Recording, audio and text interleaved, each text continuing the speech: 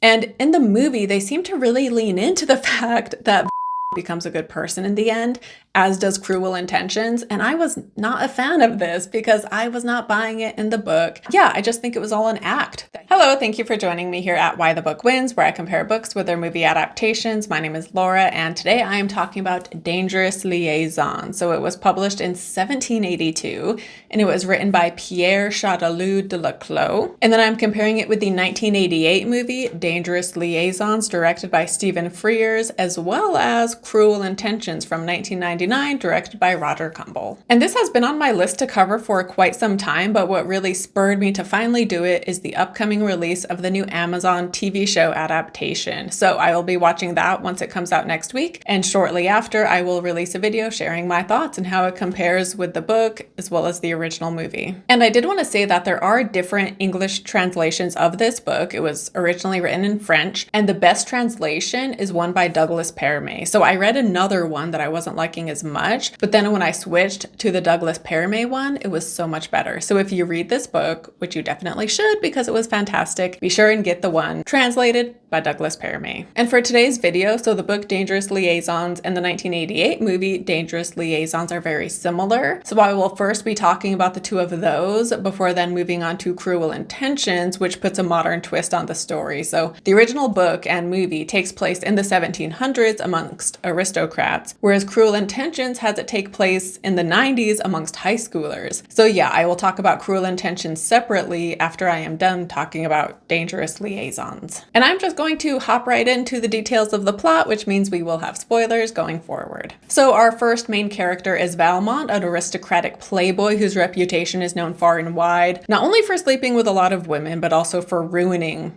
their reputation and their lives, essentially. And then our other main character is his close friend and confidant, the Marquis de Merteuil, a widow who also sleeps around and takes pride in ruining people's lives. However, unlike Valmont, she isn't known for doing these things because she is good at keeping that life secret in many ways. So with her public persona, she is someone who is very well respected. And so Valmont is one of the few who know her true colors. And at the start of the story, Merteuil tells Valmont that she wants him to seduce Cecile Volange. So Cecile is this young girl, I think she's 15 in the book, but this was the 1700s, a different time. Anyway, so she is 15 and she is betrothed to be married to a guy who had dated Merteuil, and then he cast her aside. So to get revenge on this guy, she wants Valmont to seduce this guy's future bride. However, Valmont isn't interested because he says that would be too easy and he wants a challenge.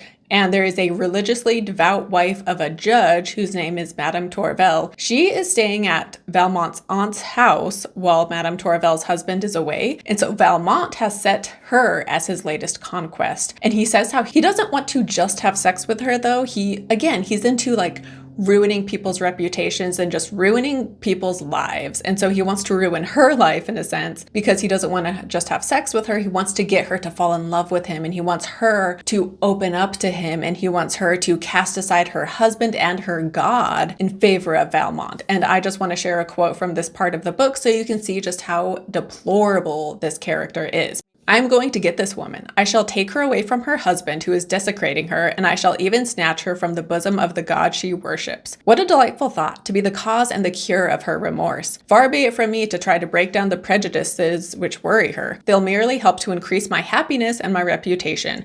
I want her to have these high principles and to sacrifice them for my sake. I want her to be horrified by her sins, yet unable to resist sinning, to suffer endless terrors which she can overcome and only forget in my arms. Then I'll agree to let her say, I adore you. She shall be the only woman in the world really worthy of uttering those words. I shall truly be the God whom she loves best. And Merteuil thinks that this will be very difficult for Valmont to achieve because Madame Tourvel's scruples are very well known. And so she's like, okay, well, if you're able to succeed and provide written proof of your success, then she will offer herself as a reward to Valmont. Because Merteuil and Valmont, they had slept together in the past, but that was a while ago now. And so the two of them getting together again would be a nice treat for Valmont. So she's like, okay, like we'll turn this into a bet. And if you win, I am your reward. However, once Valmont puts his plan in motion, he has a hard time getting any headway due to someone warning Tourvel about him and making Madame Tourvel very wary. And so Valmont blackmails Tourvel's lady-in-waiting person in order to get her to bring all the letters Tourvel receives, bring them to Valmont first before then taking them to Tourvel. That way he can find out who the culprit is. And we find out that the person bad-mouthing Valmont is none other than Cecile's mother, Madame Vallange. And so once he finds this out, Valmont suddenly becomes very interested in Merteuil's plan to mess with Cecile because he sees that as him being able to get his revenge on Cecile's mother by messing with the daughter. And I wanted to share a line from one of the letters Madame Vallange writes to Madame Tourvel. So Madame Tourvel, she had written telling Vallange how like, oh, Valmont, he's not as bad as you think. And, you know, this guy told us about something really good he did, which by the way, this like good deed Valmont does, he stages this just so Tourvel will see that he's not all bad. But yeah, this wasn't even legitimate. He staged this nice act so that she would hear about it. Anyway, so Tourvel writes Vallange about this, about how he did this one nice thing, so clearly he's not as bad as people say. And then Madame Vallange replies, so you are trying to convince me that Monsieur de Valmont is a man of high principles? I must confess that I can't bring myself to be persuaded. From the single instance you mentioned, I should find it as difficult to consider him an honorable man as I should to think that a man well known for his goodness was vicious merely because he'd once behaved badly. Mankind is never perfect, in good or in evil. Scoundrels have their good points just as men of honor have their failings. This truth seems all the more important to believe since it leads to the need to be indulgent towards those who are evil as well as those who are good. It stops the latter from becoming arrogant and the former from losing heart. But hasn't he nevertheless spent his life spreading confusion, disgrace, and scandal in many homes? By all means, listen to the voice of that poor unfortunate man whom he helped, but don't close your ears to the cries of 100 women who have been his victims.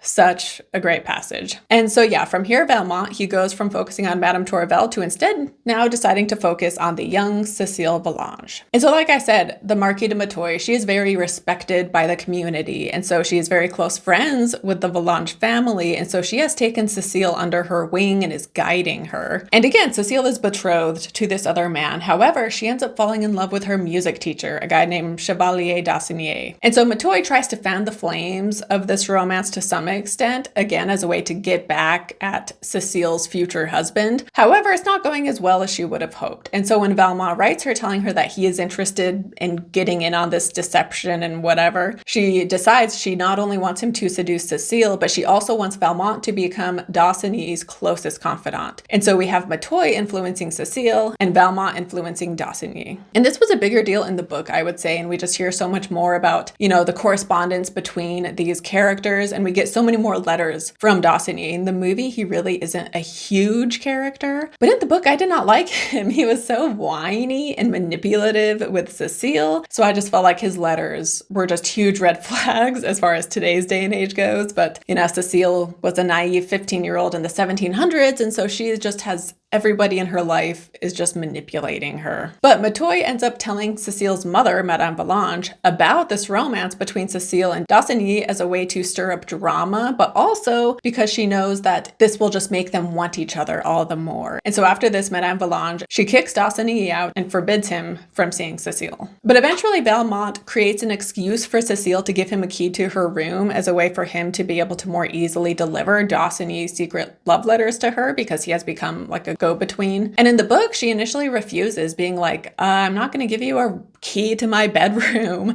Like, that's too extreme and it's just not necessary. However, Valmont tells Danceny about this, and then this is when Danceny writes one of his annoying letters to Cecile being like, if you loved me, you would agree to this. Why are you making this so hard? You're making all of these hurdles. Like, if you actually cared about me, you would put me out of my misery by agreeing to do this. And so Cecile does agree, and she does give Valmont a copy of her room key. Whereas in the movie, Cecile just agrees right away. She didn't need to be convinced by Danceny. And so yeah, Valmont soon after, he does use Cecile's room key, but he doesn't use it to deliver letters. He instead uses it to sneak into her room at night, and then he rapes her. And the next day, she's obviously not herself, and she is very distraught and upset, and the mother is very concerned. And we see Cecile write to Merteuil again, who has like taken Cecile under her wing. And so she's writing to Merteuil about this, wanting to be comforted. But Merteuil writes back, you know, in the movie, a lot of these things take place face to face, but in the book, it's all letters. But yeah, so she tells Cecile, like, you're being ridiculous. Like, you should be flattered that Valmont wants to be with you. And this letter she writes to Cecile, this was Merteuil at her worst, in my opinion, because Cecile turns to her for comfort, right? And yet Merteuil is just so cruel to her. And she says that Cecile is just lying to herself when she says she didn't want it. And it's just so messed up because Cecile tells Merteuil, like, oh, I was telling Valmont no. But Merteuil, she's like, you know what? If you really didn't want it, you would have resisted harder than just merely saying no a couple times and then doing nothing. When obviously, like, you know, we know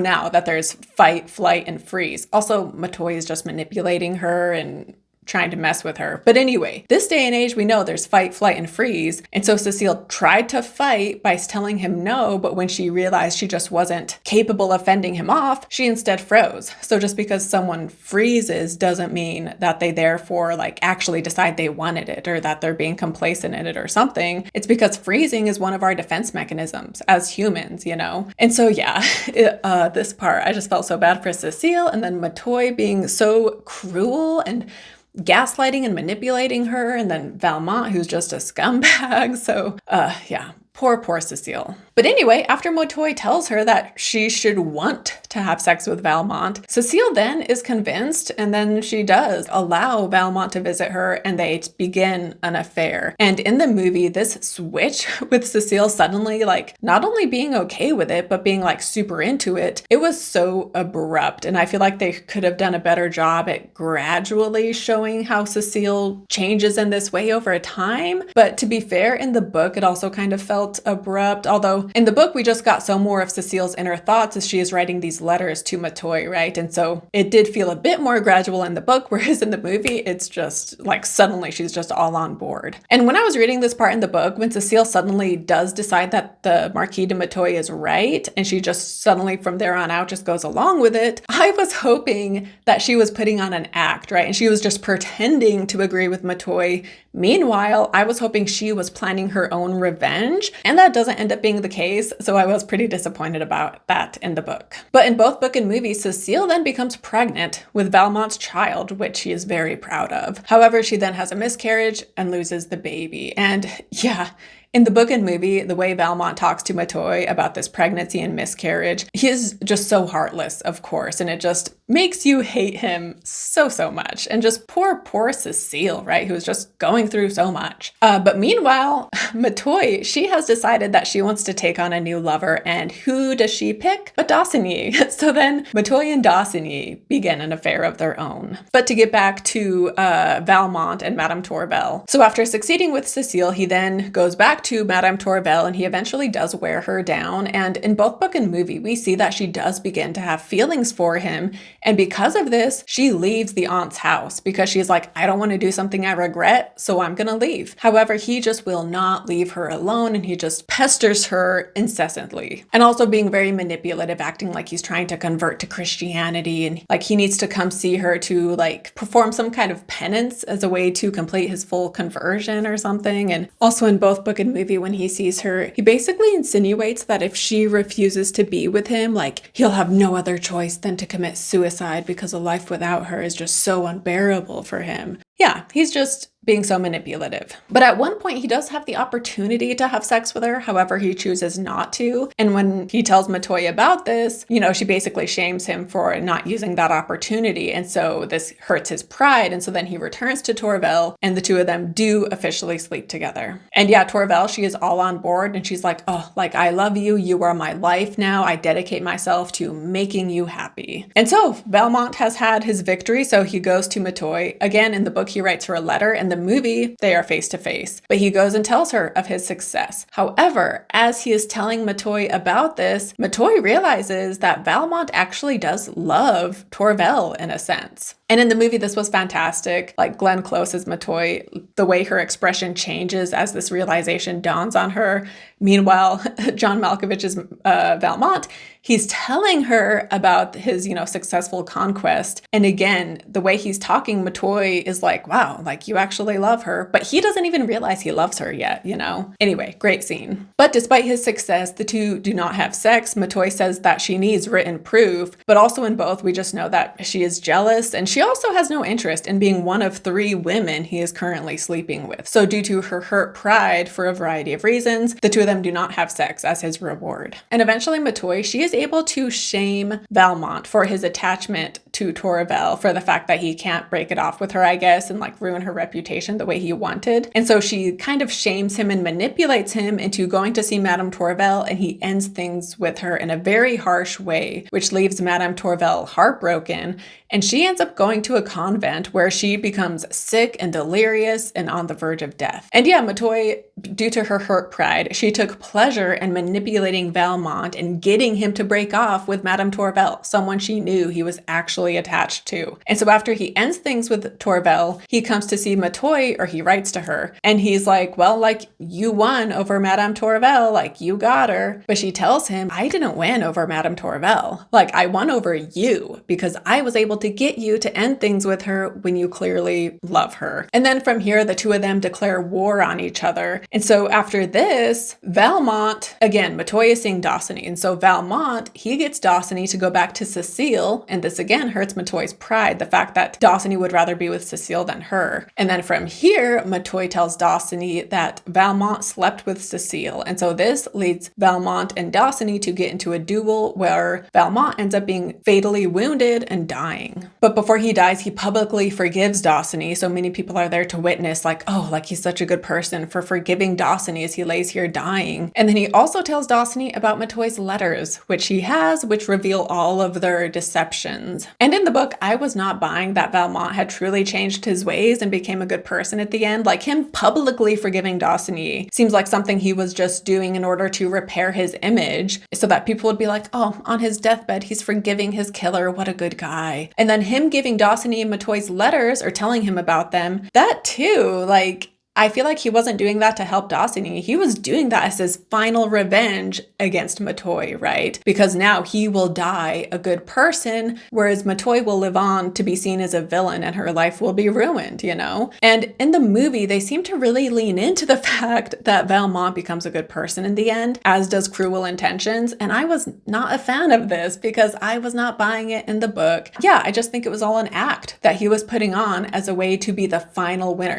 his final revenge against Merteuil was that people would now see him as a good guy. And then another way that the movie really leans into this is that as he is dying, he gives a message to Danceny to relay to Tourvel. He wants her to be told how, like, oh, he really did love her, kind of a thing. And so Danceny goes and he tells this to Madame Tourvel, who is on her deathbed, and after she hears this, she officially dies. Whereas in the book, this was not the case. He didn't have a message for her in the end, and instead she is there not doing well, and she overhears people say how he had died in a duel. And after she learns that he has died, she then also dies. And then, yeah, once the letters Merteuil wrote have been released to the public, her reputation is ruined. And in the book, she also gets sick, and it says she loses her eye. I don't know if that means she went blind or if she physically lost an eye. But yeah, it talks about how, like, not only did she lose her reputation, but she lost her beauty as well. But I kind of liked Merteuil in both book and movie to some extent. Like, even though she's a bad person, she was someone I couldn't help but admire. And in the book and movie, we learn how she became the way she is. And in the book we read, when I went into society, I was still a child, required to be seen and not heard. But I made use of my inactivity to observe and reflect. While people thought me scatterbrained or dreamy, paying little attention to the words of wisdom they were so keen to impart, I was carefully noting everything that they were trying to conceal. But my thoughts were the only things that belonged to me, and I felt indignant that someone might snatch them from me or detect them against my will. Thus armed, I was keen to try my hand. Not content with preventing people from reading my thoughts, I delighted in showing off different aspects of myself. And so yeah, the reason I admire Merteuil in a way, whereas Valmont, I don't admire him at all, is because Merteuil was born and raised in such a patriarchal society, and as we read right there, the only thing that was truly her own were her thoughts. And so she decided to guard those and not let anyone have access to them.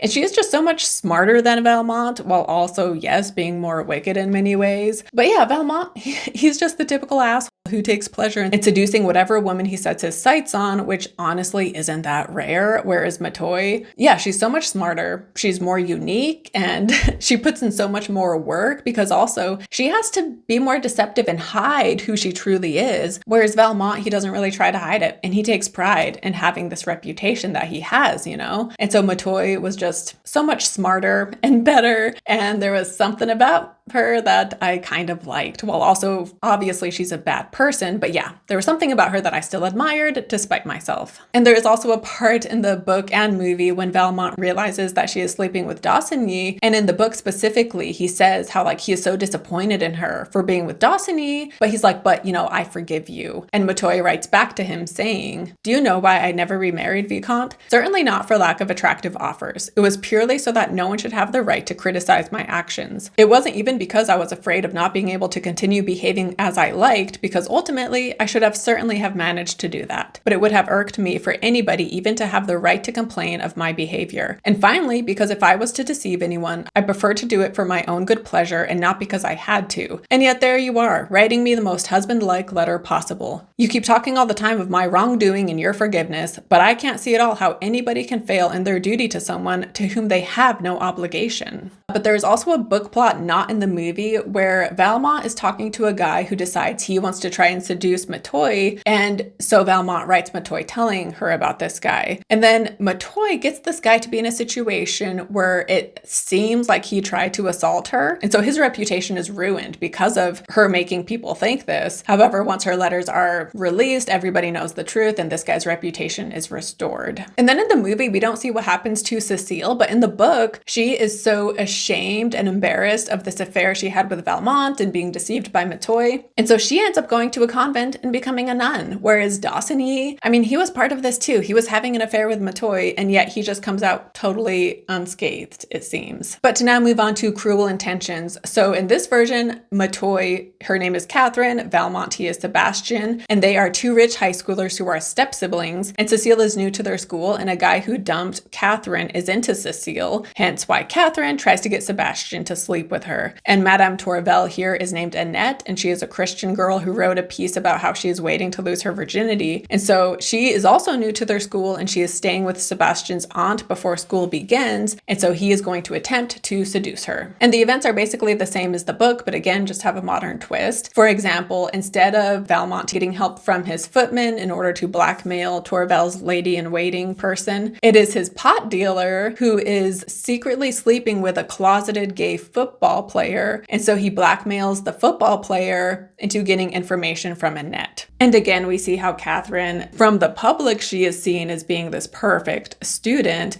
who is very religious. However, we see who she really is, same as the book, and we also see that the cross she wears holds her cocaine. And in the movie, while we do see Sebastian take advantage of Cecile and he sleeps with her a number of times, here she does not become pregnant like she does in the book. And I mentioned in the book and first movie how we hear why/how Merteuil becomes the way she does.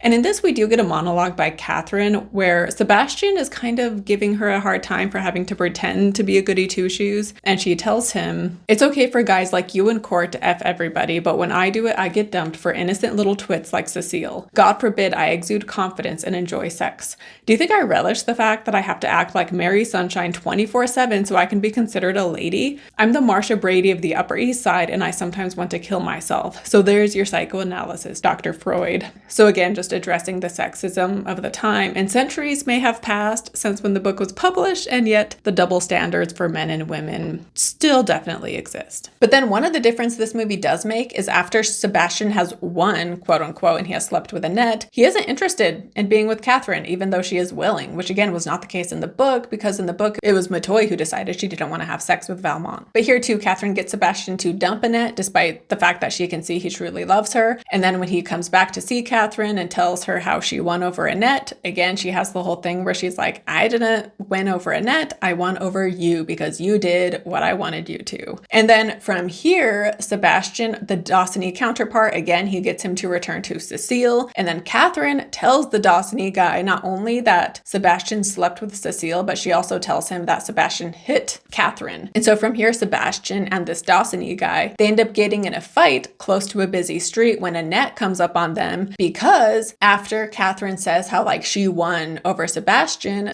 kind of comes to his senses, and he had written a letter telling Annette everything and also giving her his sex journal, because throughout this movie, he's keeping a detailed diary about his exploits. And so he writes a letter to Annette saying how he does truly love her, and then he includes this journal. That way she will just, everything will be out in the open and he's not holding anything back. And so she reads this, and I guess she's truly touched. And so then she's trying to find Sebastian, when she then sees Sebastian fighting with the Danceny guy. And Annette, as she is trying to break up the fight, she is pushed into the street, and then she's about to be hit by a car, but Sebastian saves her by pushing her out of the way. And then Sebastian ends up getting hit by a car and dying instead. And in the end, Annette releases the diary, which also tells the truth about Catherine. And so Catherine's reputation is ruined while Sebastian is mourned and now thought of as a good guy. And I really enjoyed this movie quite a bit. I would definitely recommend it. I will say Ryan Phillippe, he plays Sebastian, and I wasn't always loving his performance. Selma Blair as Cecile, she was also a bit much at times, but yeah, I found Phillippe in particular just more annoying and cheesy, and yet at the same time, I think that was kind of the point. But yeah, I thought they did a great job at adapting this book, but applying it to teenagers in the 90s. And speaking of which, so there's a part, that article Annette has written about how she's saving herself. It's in 17 magazine, and on the cover of this magazine is Jennifer Love Hewitt. So it's funny because Ryan Phillippe, Jennifer Love Hewitt, and Sarah Michelle Gellar, who plays Catherine, the three of them, along with Freddie Prinze Jr., were in I Know What You Did Last Summer, which is another iconic 90s teen movie. And so that was just kind of funny. But yeah, I definitely have a soft spot for movies like this from, the 90s into the early 2000s. And so I know in some ways I'm biased, and yet at the same time, I would definitely recommend this, and I really enjoyed it. And once again, I kind of liked Catherine, and so I was sad to see her reputation ruined in the end. Meanwhile, Sebastian, again, they really lean into he really did change in the end. But I just did not like him at all. And that part when he goes to see Annette, and he's like, you say you're waiting for love, but love is right here looking at you, and yet you're telling it no. I was just like, oh man, this guy is disgusting. And with his little sex diary, that was reminding me of Dennis from It's Always Sunny in Philadelphia. But yeah, I just really did not like Sebastian, and I didn't like that the movies leaned into him becoming a good guy in the end. Meanwhile, Catherine, yeah, I don't like her, and yet at the same time, I was sad to see her life be ruined in the end. However, one thing I really did like about this movie is that Annette and Cecile, they have positive endings, right? It is Annette who gets her revenge by releasing the journal, and Cecile is also part of this because we see her passing them out. And so yeah, that was a change I liked a lot. But when it comes to book versus movie, so first of all, there are multiple adaptations of this book. These are not the only two. And there is even one called Valmont from 1989. Dangerous Liaisons came out in 1988, so this came out the following year. And so as these two movies were in production, they were competing with each other, and Dangerous Liaisons made sure to come out first. And then when Valmont came out the year after, nobody really cared. And I will say, I did not watch Valmont, but I like the idea of Colin Firth playing that character more so than John Malkovich, because on one hand, John Malkovich, he gives a great performance. He's a fantastic actor. And yet there's something about him that doesn't fit as a character living in the 1700s. They say some people just have a face that doesn't work for period pieces, right? Because their face looks too modern. And John Malkovich, I think what threw me off with him was his voice. Something about his voice doesn't seem like he would be someone in the 1700s. And so even though he's giving a great performance, there were times where I just felt his casting was kind of odd and didn't always work for me. Again, I'm still a big fan of Malkovich. I just recently talked about him in my video for Nosferatu, but yeah, anyway, Glenn Close though, she was amazing. She was nominated for an Oscar, which was very well earned. And then we have Uma Thurman playing Cecile. I did think she gave a great performance, and she was really good as the naive Cecile. And then by the way, Keanu Reeves plays Danceny, which his portrayal was pretty funny because he was also very innocent and naive, and he is more likable here in this movie, but we we also see less of him. But yeah, I will say, like, Dangerous Liaisons and Cruel Intentions, I gave them the same rating on Letterboxd, even though I know objectively Dangerous Liaisons is like the better movie, but I like both of them equally, but for different reasons, you know? And when it comes to my official book versus movie section, I'm actually not going to include Cruel Intentions, since again, it's kind of doing its own thing. But yeah, the two movies, I would highly recommend each of them, but when it comes to book versus movie, I'm gonna say the book wins over both movies, and it, you know, it has the edge just by a bit. The book isn't a 5-star book though. I did have my complaints. For one, personally, I am just not a fan of epistolary novels, and I think I would have liked this better had it been written in a different way. And then, you know, the two main guys, Danceny and Valmont, I disliked each of them so much, especially Valmont. And yet they both have good endings here. Like Valmont, he dies, but it's not that bad for him because he dies being seen as a good person, right? Like, and people feel like he has redeemed himself, which again, I'm still skeptical about because I don't think that was legit on his part. I think he was still being manipulative. And then Danceny, who I also didn't like, again, he had been having an affair with Merteuil and it came out in the open, and yet he is totally unscathed in the whole ordeal, whereas Cecile ends up going to a convent and becoming a nun and being shut away from life. And so, yeah, again, I really like the ending of Cruel Intentions, where Cecile and Annette, they're doing great in the end, and they are the ones getting revenge and releasing the truth, rather than in the book, it was Danceny who releases Merteuil's letters. So I love that in the movie, it is Annette and Cecile who get their revenge, you know? And yeah, with the book ending with the women paying the biggest price, because again, Cecile goes off into a convent, Madame Volange dies, and then Merteuil, her reputation in life is in ruins by the end. And so the fact that all of the women are the ones who pay the price for the things that happened, even though it's frustrating at the same time. I don't know if I would say that's a critique of the book though, because at the same time that is realistic, right? Because, and especially this was written in the 1700s, but even today, a guy can be a total scumbag and yet he is still respected. Whereas if a woman makes a slip, it does not take much at all for people to turn on her and her reputation to be ruined, you know? So yeah, the fact that men can do horrible things and yet still make it out fine, it's infuriating, and yet it is sadly realistic. And this, again, this was written in the 1700s, and yet this is still applicable to men we see today. Anyway, that wraps it up for my book versus movie for Dangerous Liaisons and Cruel Intentions. Let me know your thoughts down below in the comments. And thank you so much for watching, and stay tuned for my video on the upcoming new Amazon adaptation, which I am looking forward to. And yeah, I will see you next time. Bye.